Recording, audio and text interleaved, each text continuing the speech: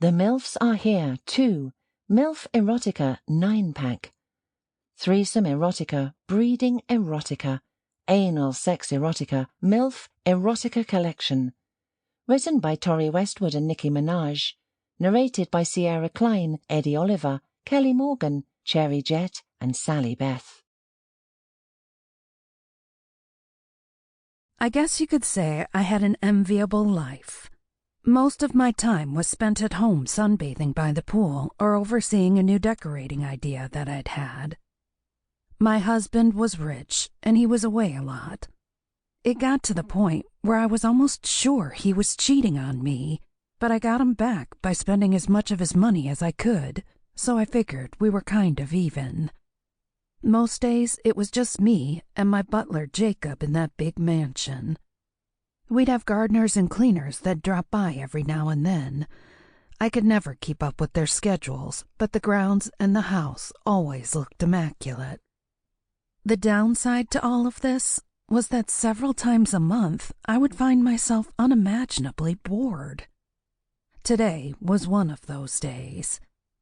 I'd grown quickly bored after breakfast, and at one point I'd found myself looking to alphabetize the seldom used bookcase that sat in one of the vacant bedrooms. A woman will do almost anything to stave off boredom. As I fingered along the spines of the books, I found my eyes wandering to the window. I looked out across the grounds, and my gaze was drawn to the azure blue of the spotless pool. Around its edges lay several sun loungers, each aligned a precise distance from the edge of the pool. On one of those loungers lay Jacob. Jacob had only just turned 19, and today was his day off. I was more than happy to let my manservant enjoy himself for the day.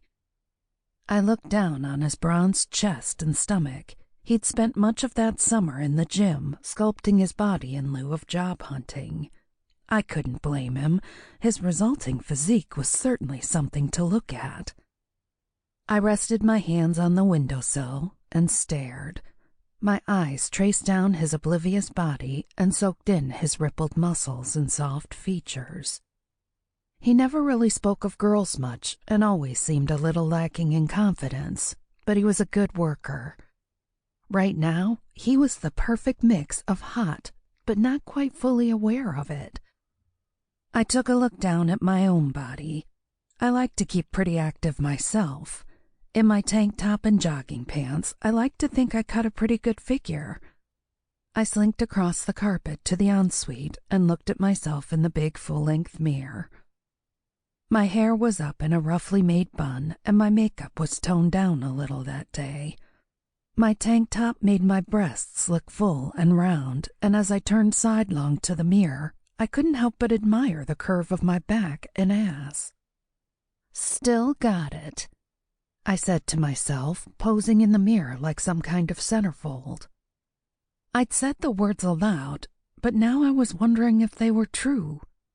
With a sinful thought simmering in my craw, I moved to the window again and looked down on Jacob. I wondered if I could get a rise out of him.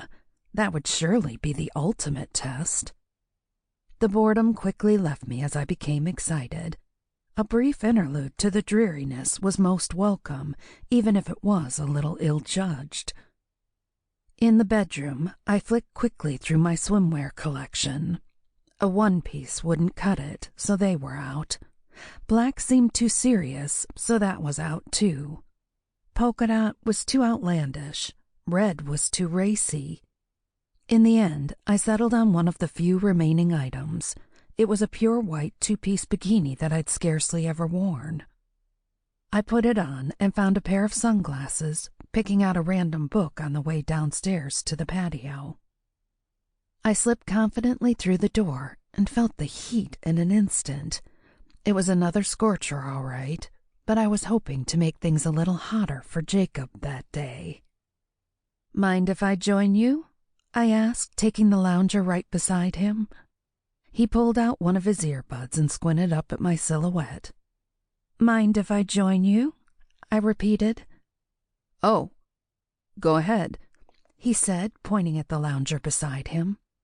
He started to slip the earphone back inside, Sample complete. Ready to continue?